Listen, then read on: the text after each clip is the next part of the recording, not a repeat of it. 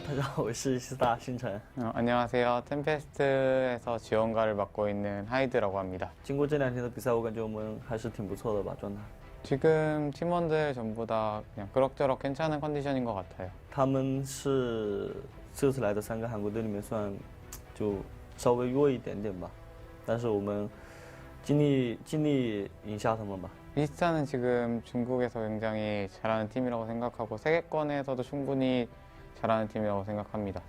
이겨도 풀세트까지 갈 수 있을 것 같아요. 这一次本来就抱着学习的态度向他们学习，没有想赢他们。夏季赛的时候，那个时候时间应该够我们去练到把他们赢下来吧。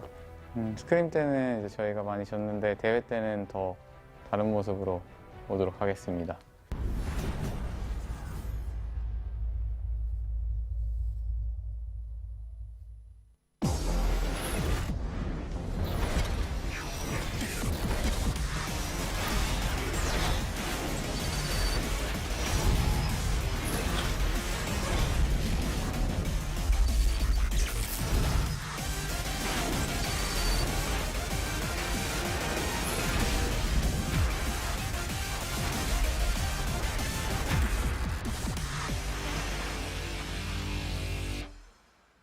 Chinese Heroes fans must now place all their hopes into one team remaining. If you're a fan of the Western Clash, you can draw a lot of parallels between Team 8 and eStar. Team 8 too had to defeat their fellow region team in Day 2 in order to move on. And just like Team 8, eStar, to move further, must take down a team from what is considered the stronger region. Jaehao, I know eStar is desperate to get revenge over MVP Black after how that series went yesterday, but they have such a long road to go if they're going to get there. They do have a long road, and it starts today with Tempest, and it's not too much to overcome. We just saw Xingxi talk about how this is going to be more of a learning experience to beat them later at potentially the mid-season brawl, which is kind of surprising considering how good that they've looked. They were up 2-0 on MVP Black. They had a dominant performance yesterday, and by dominant, I mean they absolutely destroyed the competition yesterday. So it's one of those things that is, I don't know if he's just being modest or he's just like really believes that, because I think they have a good chance here. Yeah, I think in general, when we do talk to the Chinese teams, they always act very modest as opposed to some other regions where they're very boastful and like, I have to tell myself that I can win because there's always that opportunity. But a lot of times when we do interview Chinese teams, it is a lot less of that. And maybe it's just so, you know, you're not letting down the crowd. The crowd factor is huge. I know how difficult it must have been being up 2-0. We saw Xingchen celebrations after that second game versus MVP Black. And then to go to game 5 and how they fell apart versus MVP has to be such a devastation. But they regrouped. They came in. You got to cast that series versus Zero, and that got a little crazy. It got crazy because we've seen nothing but crazy picks. I mean, yesterday it started off against the Murky. I mean, there was just so much. There was the dynamic of that series yesterday with the Murky pick and things like that, the play style, the amount of kills that were in that game, the takedowns that they were able to obtain. It's just a different thing. On the other side, Tempest. They are looking for redemption here. They've had a difficult time this event. There have been cracks in decision-making that we saw when they were up against Zero Gaming in the hard split push. They've had inconsistent play, specifically Modern Life. Wolf told me this is his first big LAN, and to be in front of a mostly an all-Chinese favored crowd, and in this series, that could even amplify things for Modern Life. And then communication and synergy hasn't always been there for Tempest. I 100% agree with you. I mean, it seems like a lot of times they have individual playmakers, but sometimes they lack the synergy. I mean, we've seen Hyde, who is just playing out of his mind so far. I mean, we've seen them at their best, and we've seen them kind of at their not so best, and you kind of wonder, can they put it all together to make it an all-Korean, basically top 3 and then potentially top 2? I mean, like you said in the intro, is that this is China's last hope. The parallels to the Western region are definitely there, and this right here, can we break that trend, though, for eStar to come in and kind of upset things? It is my whole belief that we could see eStar continue on in this tournament.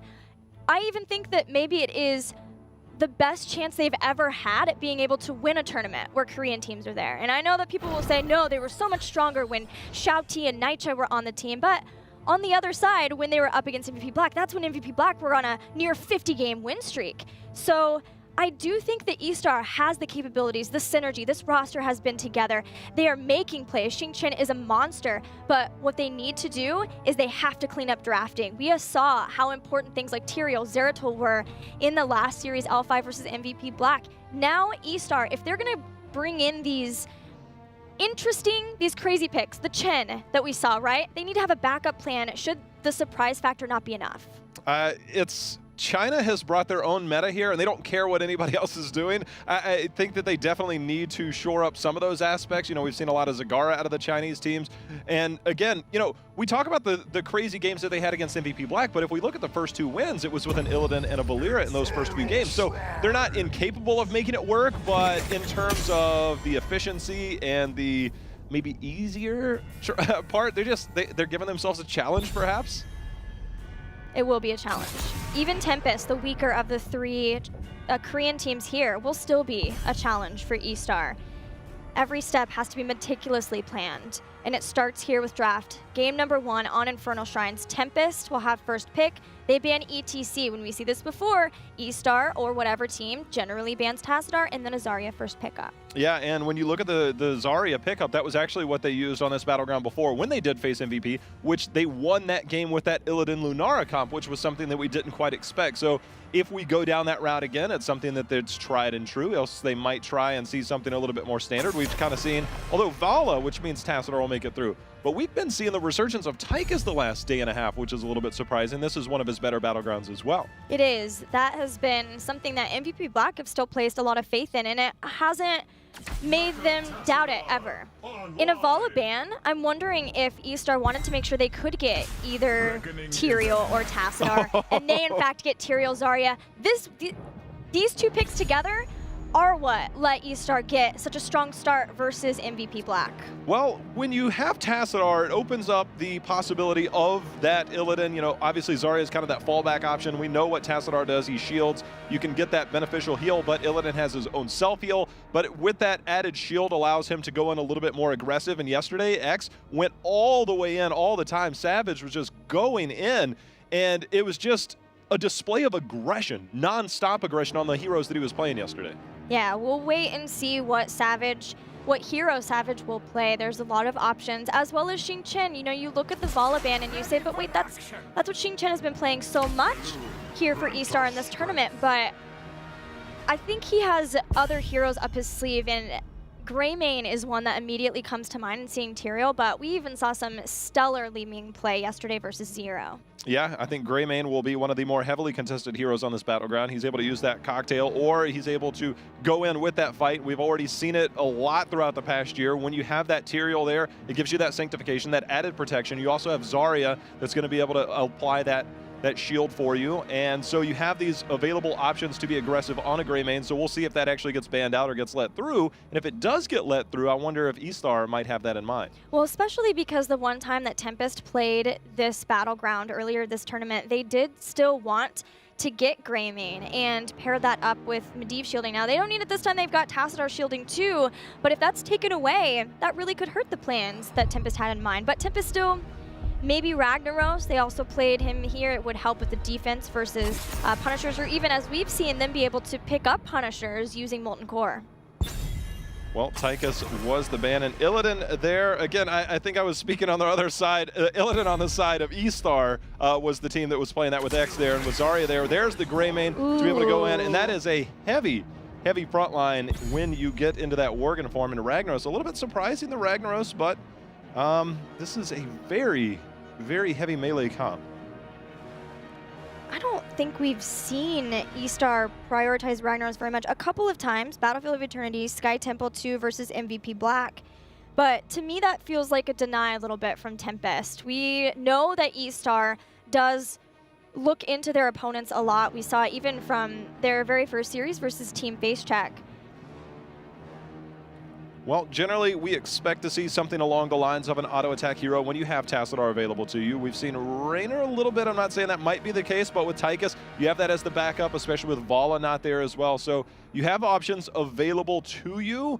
I really wonder, because there's not that hard CC, if you might see something like Kerrigan. I doubt it. It's not as common anymore, and it's not something that we've seen Tempest play in a while, but Lunara and Dahaka for that global presence. The return of Lunara, I've been talking about it so much in the back, but Lucio, this is all in. When you go Lucio, you've got shields, you've got sanctification, you've got a lot of protection on that front line. eStar are relying on Xing Chen to be the hyper carry, to be the front lines, and it will be Lucian who enables him with the sanctification, and then if needed, you know, they do have SW to be able to bail out with his sound barrier. Now, of course, we have seen some issues with making sure that sound barrier does go off. There are a couple of ways to be able to stop that. We've got Twilight Dream, so positioning will be very important around the Malfarian. There's Roots, there's Stormbolts too, so that, if they are going to be leaving that to later on and using sanctification to start off, then SW's positioning is key. Yeah, and you know, it's something that a point that Wolf has brought up a couple times this weekend is that when you go in, it's generally about placing that sanctification where you're going, not necessarily where you're at. So communication is going to be key. Although yesterday, if you guys missed the games yesterday, I probably saw some of the best coordination between the Warrior and Xingxi yesterday. It's like every time the Warrior went in, there was instant follow-up. No hesitation, whether he landed a Stormbolt or not, no matter what happened, he always went in and he always followed and trusted that front line. So if we're looking for that to happen, I think that this is the team that can pull it off. Now, Jayhao, looking at Tempest's draft, does it feel a little damage light to you, having both double Warrior and double support, and then Lunara as the primary damage dealer? Yeah, your damage is definitely going to be lacking. Lunara, we've seen that poison damage go out there. You have that available for that Splintered Spear, but Lucio has persistent heals, basically, if he has that tune playing. And so he has that persistent healing. He can amp it up and be able to get that bonus heal, that burst heal, so to speak there. So it's kind of tricky when you go in. It probably will be a Leaping Strike build that we'll see to try and get that burst damage that they might be lacking. What is good for Tempest is that it is a battleground where there's going to be a lot of brawling.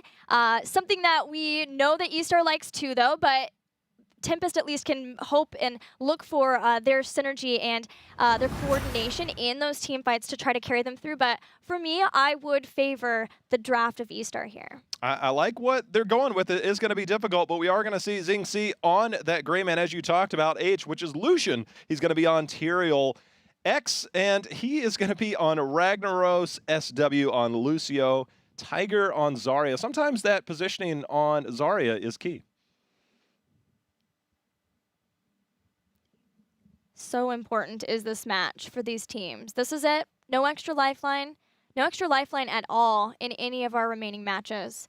Tempest desperate to prove that they still are up with the other two Korean teams as well. They want that redemption. We have 4 previous global champions here. Hyde playing Malfurion, Lockdown on Tassadar, Sign playing Muradin, Duck on Lunara 2, Modern Life, the only one who hasn't won a global championship along with this team. And I think that'll be key. You talked about this is his first LAN as well, but Sign known for that Muradin on his old days on MVP Black, so we'll see how that plays out. Yeah, I asked Wolf what it was that wasn't quite clicking for the team, and he thought potentially it was a difference of a team synergy that Sign is coming into. He wants to play very aggressively, but so do some of the other members of Tempest, and so that just hasn't quite clicked between the two members, or the team members in general. But we are headed into game number 1 of Tempest versus eStar.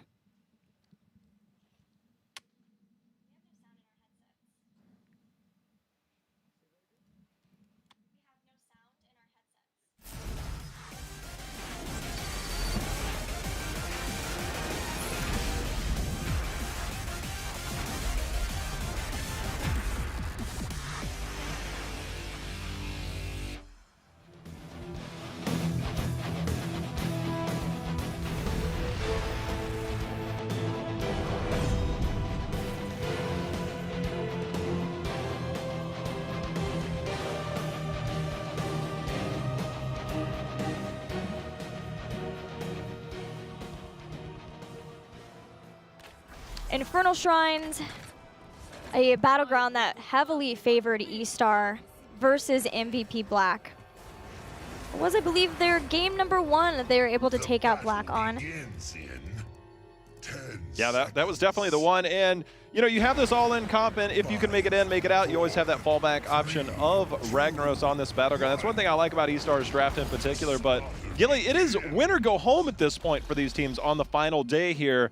And eStar, I know we've talked about it already, but I can't stress enough. I really would love to see China break into that top 3 to disrupt the Korean dominance that we've seen at a lot of these tournaments. Obviously, this is the first Eastern Clash with the new HGC format, so different stakes, different teams involved. eStar, this is one of their best chances. I can tell you that the crowd definitely is on their side as well, and that is a huge boon to the members of eStar, and one that we talked about before when they were up against MVP Black. But I can't stress enough how devastating it would be to Tempest to lose to a non-Korean team. Like, even just the fact that it is eStar, and they want to show that they are right up along with the other 2 Korean teams, L5 and MVP Black. Even I remember talking to the members, the ex-members of TNL when they were at BlizzCon for Ballistics, and they said that when they lost to Cloud9, they were ridiculed when they went back to Korea. So Tempest want to finally find their synergy together. If they can do so, this might be just a breakout series for them in this tournament. It's really interesting what these drafts kind of do to the macro game that we generally see. You know, a lot of times we see that 1-4 split or the 1-2-2 split, but we see a lot of heavy rotations early. Greymane kind of roaming back and forth. Lucio hanging out a lot with Ragnaros early so he can get those stacks on his queue there. But right now, just the simple rotations, Tyrael opting to go into a Globe talent at level 1. Yeah, we saw that on Tube of the Spider Queen as well. I think this might be the first time that it's been on Shrines, but it was followed up with Amplified Healing too, just trying to make sure that Tyrael can be the truly beefy tank up in the front line too. Maybe because, you know, Zarya wants to be focusing her shielding on Greymane as much as possible. Ragnaros, if necessary, as Savage decides he's going to go on a wild Ragnaros flank. But it protect the Greymane comp for a reason.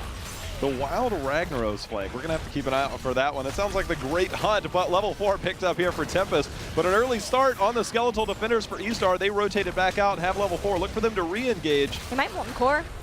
Yeah. Yep, they're going to do it. They got about 25, and now with Molten Core to help bolster the damage that the rest of the members can do, we've got Cocktail build in full swing for eStar. Once they get Incendiary Elixir and can get those stacks, then he'll be chunking out the damage too. I actually love this new strategy. If you kind of get a head start against your opponent, you are able to just drop back and secure that pretty easily with that Molten Core. It's got great clear, and when you know you can use that, you don't have to worry about it defensively. It's a good alternative there. Yeah, you know what I like about it is it feels very confident. Like, we will be taking this. We don't have to be like, oh, what about the defense?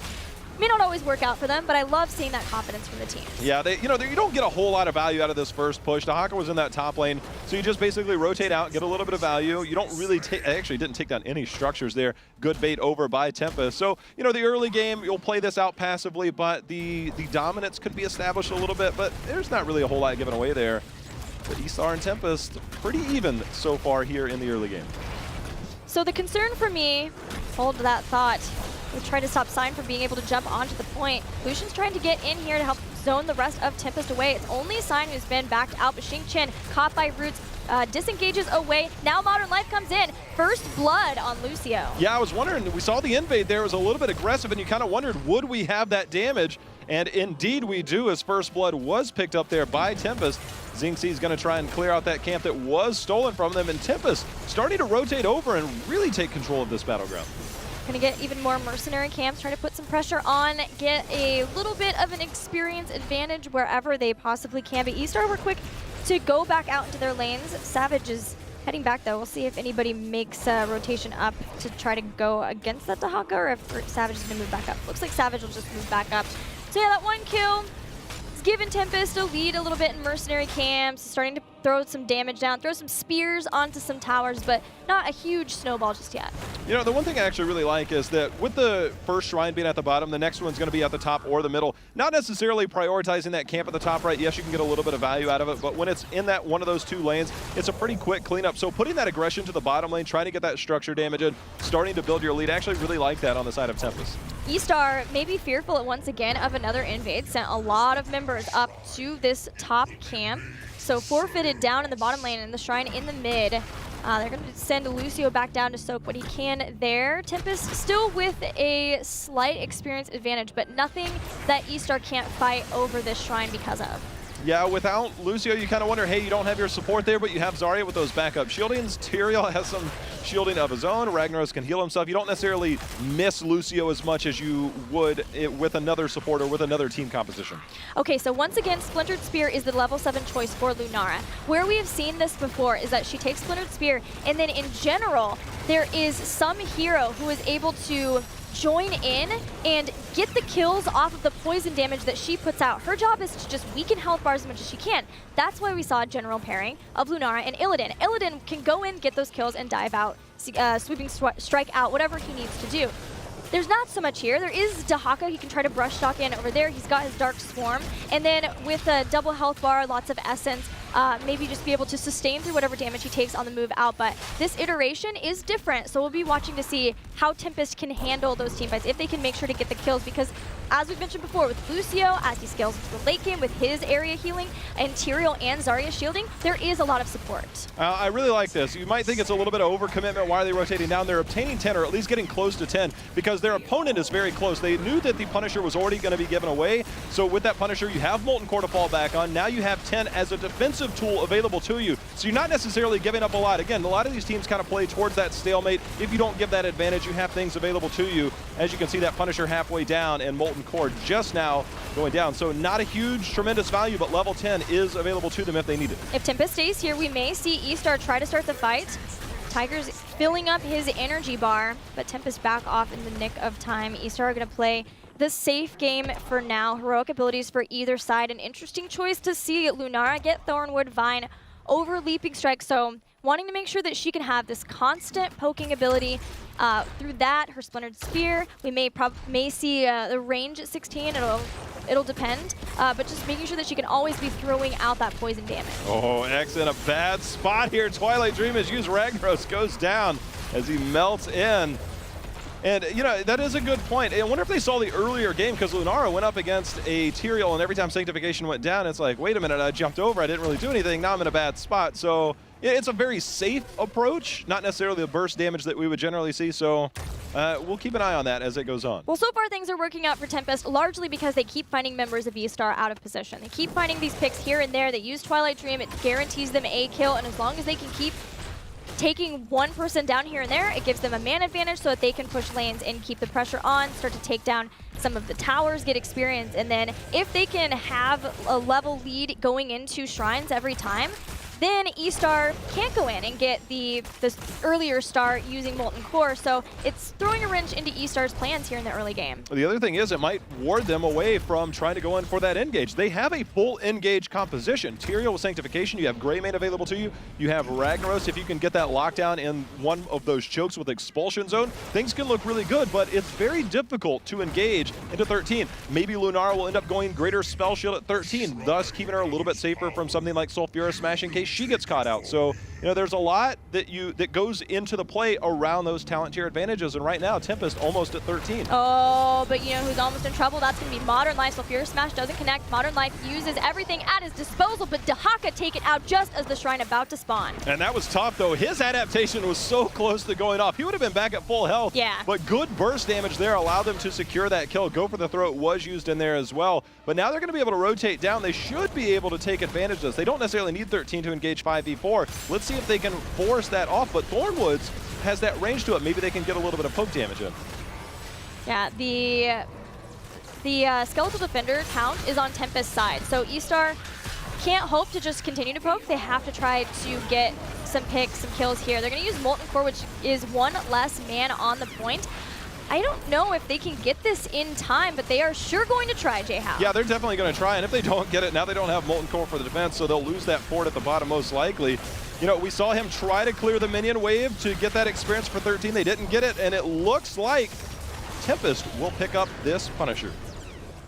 So no Molten Core to defend, but Archon was used. No adaptation for a little bit. Looks like this isn't going to be as strong of a push, although Dahaka is slowly moving up to the top. So we'll see what Tempest want to do with this. There isn't a front wall, though, so eStar need to be careful about how they're going to defend this Punisher. It looks like Tempest are happy just to get the fort, get the battleground starting to open up. They could rotate maybe into mid if they don't see any opportunities on the members of eStar, because that fort's pretty low too. It just seems like Tempest trying to play the rotation, trying to play the macro game. They've gotten 2 picks, and that's it. 1 pick on the side of eStar. Nothing is really broken out in terms of a team fight. We talked about the talent tier advantage. That pick up at the top allowed for a very interesting engagement. And sometimes these games start a little bit slow, and you think, all right, you know, how is this going to be exciting? Well, eventually things are going to bust open. It's just a matter of time with these 2 teams. We see eStar, we see Tempest. They both know how to fight. We know eStar loves to fight. They have the comp to do it. They're just looking for that opportunity. It actually might come right here with this invade. It might. Tempest still checking out how the status is of eStar taking this camp. Not willing to engage in, especially versus the expulsion zone. That would be pretty scary. It would be very scary. Xingxi, whether it's Valo, whether it's Li Ming, no matter what hero he is on, he plays a very aggressive approach. As you can see, he was actually on that front line, a safe front line on Greymane, but he's looking for any opportunity that can come available to him. Still, that slight experience advantage, we might fall in, because the next shrine should be here soon, but we might fall into that same talent tier advantage. Can they get the pick, and where will that advantage come in? They found him. Oh yeah, it's gonna be Modern Life. He uses Burrow. So Fury Smash is a... So yeah, burrowing does project your positioning pretty well. So it's very well timed. That'll be a kill. This looks very reminiscent of about 3 or 4 minutes ago, to where they get that pick up at the top. Although death timer's a little bit longer this time, so he still should be up. He has that Brush Stalker, but it does help in the experience department as well. It does. As will soaking some of these lanes. You know, Mercenary camp in the bottom, going to push that toward eStar's base. You're going to get their Bruisers to help out in the top lane too. Potentially start the move the positioning of Tempest so that they can't start in on the Shrine as quickly, and that gives eStar the time to get 16, but they're almost there. 16 for Tempest. eStar will be on the same page momentarily. We'll have a Shrine active in 15 seconds, and this might be the moment to where we see that full-on engage for eStar. I don't even think we've seen Expulsion Zone used. Nothing. These heroics are just kind of hanging out. It has been what I was not anticipating, which is a very meta macro game and not too much of the engagements. But I think that you're going to get some here, J-How. I think it's just a matter of time. Yesterday I saw 10 kills in 3 minutes. This time I got 12 and a half minutes and 4 kills. I need some more. But as you can see, the fight for the skeletal defenders is signed on that backside, starting to disrupt things, Gilly. Archon's been used too, so Fury Smash and Expulsion Zone pushing away, Dimensional Shift and Sanctification to help out for now. But with that down and Sound Barrier down, eStar are playing with fire. They have to watch out. Twilight Dream is still a possibility. Hide in the back. Lucian zoning him away, has Holy Ground. This is very close to the defender count. Boy, Sign is going in. There's the tongue, and they are going to take down Xingxi as Malfurion comes in with a Twilight Dream. They're going to follow that up with a takedown on Lucian as well, who's not able to do anything with that trade. It's still very close here because Molten Core has already been used, but now that might actually be a mistake. Okay, so Tiger's still there to throw out grenades, but yeah, again, Molten Core was used, and Tempest are able to pick up a Punisher. And there's no front wall in front of this fort, and it's halfway down with 2 members down. Very likely that eStar just moves back behind the gate in front of their keep and tries to defend there. Gilly, we talked about it in the draft, is that synergy with this composition is going to be key. We saw the use of 2 heroics, basically defensively or offensively, depending on which way you're looking at it, and it seemed like they weren't on the same page there. Yeah, and when they do that, when they go in, they've got a full commit. That is the time that they have to get kills. Lucian was in the back, maybe just trying to distract Hyde, make sure that he wasn't going to follow in with the Twilight Dream, but either way, the synergy was there for Tempest in the last fight. Well, we hit the reset button basically as a fort is going to go down here. The experience lead fully in favor of Tempest. They're going to try their best to soak 20 before the next phase. eStar, they've got to start looking for something. They don't necessarily want to fight down 20. They have tools available to them, as we talked about already, to defend against the potential another Punisher. But the later in the game that gets, the stronger the Punisher gets, and you don't necessarily want to take those huge risks. So let's see if we see eStar try and be a little bit more aggressive here.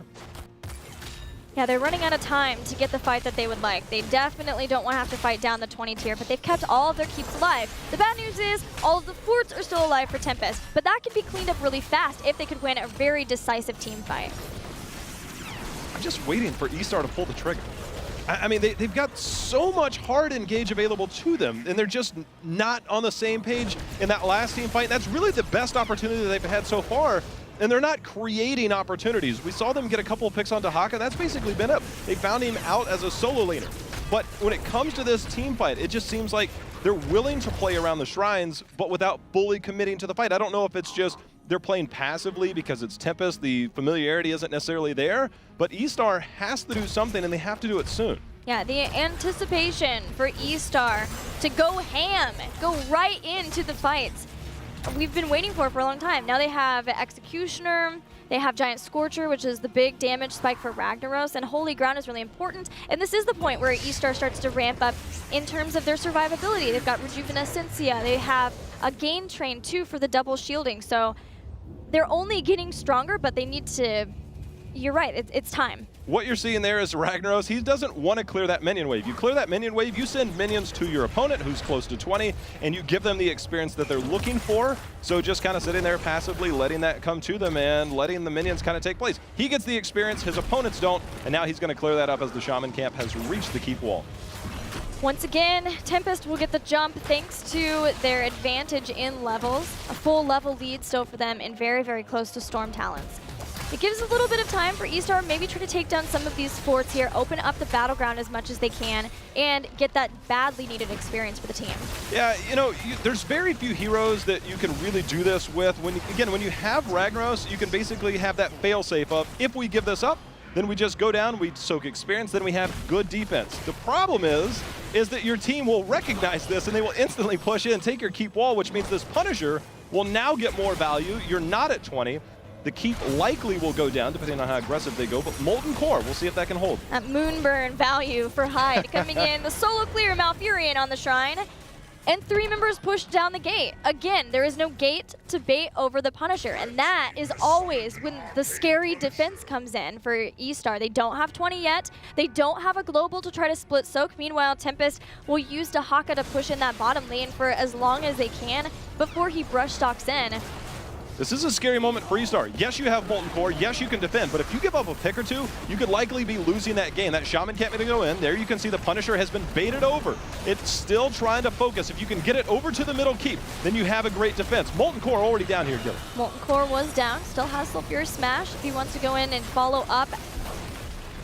Lucian taking a lot of damage, even being dragged in. Sulfurous Smash just in the nick of time. Sound Barrier saves Lucian, but he has to move back. This should be a keep now for Tempest. Yeah, that was a great Sound Barrier, but now Ragnaros is caught out. He's trying to get away. It looks like this is going to be him going down as the Twilight Dream has hit multiple members, and down goes Ragnaros. Such a nice Twilight Dream. They just weren't quite 20 for Submerge. It was almost there, and now things are falling apart for eStar. They have Sanctification. It is now or never. They have to fight without their Ragnaros, but they still have Xingqian. Maybe they can get onto the members of Tempest, but the core is falling rapidly. It's at 50%. It's at 50% and falling. They're starting to back away, but Modern Life and Sign are on that. It looks like game number 1 will be going over to Tempest. That is all it took was that one pick. I talked about it right before. You give up that one pick, you give up your positioning, and now you sacrifice that. You almost got to wonder, how did Ragnaros get over there? They did a great job baiting it over, but if you played appropriately, you have 20 tier advantage, you go in. Again, you have a failsafe, but on that failsafe, they gave up that push on the keep wall, and it opened things up for Tempest for a game 1 victory. Yeah, you say one pick, but there were a lot of earlier picks too. Things just seem to be not quite meshing for eStar. Whether it was just that they're warming up still, you know, it is their first match of the day, but that puts Tempest at a pretty comfortable 1-0 in the series. It is a best of 5, so as eStar well know, it's not over until the final game goes, but it's still not where eStar wanted to be, especially since that was a battleground where they had a very decisive victory over MVP Black. Yeah, but the draft looked a lot different for them. They opted to go Gray Man. It just seemed like we knew what their comp was doing. We knew what they wanted to do. They tried to execute it one time, and it was just kind of like anti-synergy. Sound Barrier and Sanctification used it at the same time, no hard engage, and it was used locally on a Muradin, and the execution just wasn't there. I talked about their great execution yesterday. I think maybe they'll warm up a little bit. They definitely need to get on the same page going into game 2, though. Yeah, I absolutely agree, especially versus Tempest. We are going to head to a break. When we come back, we'll see if eStar can do just that in game number 2.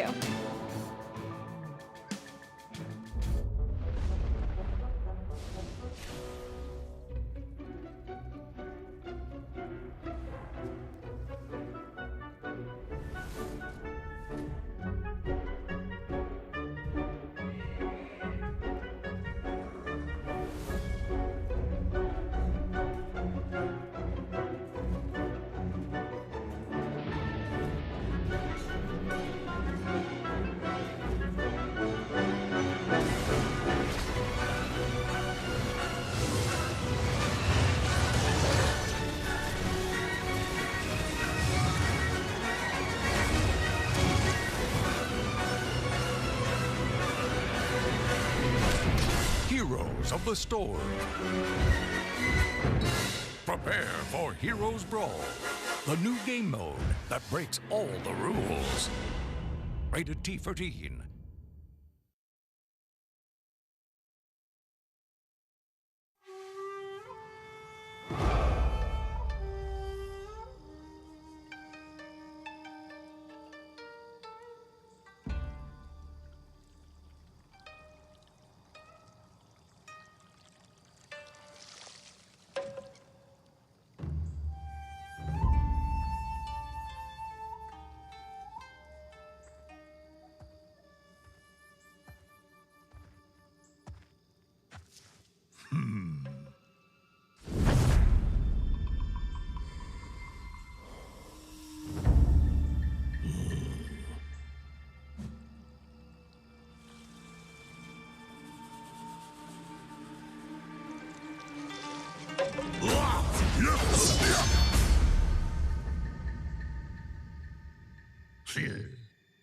Yes.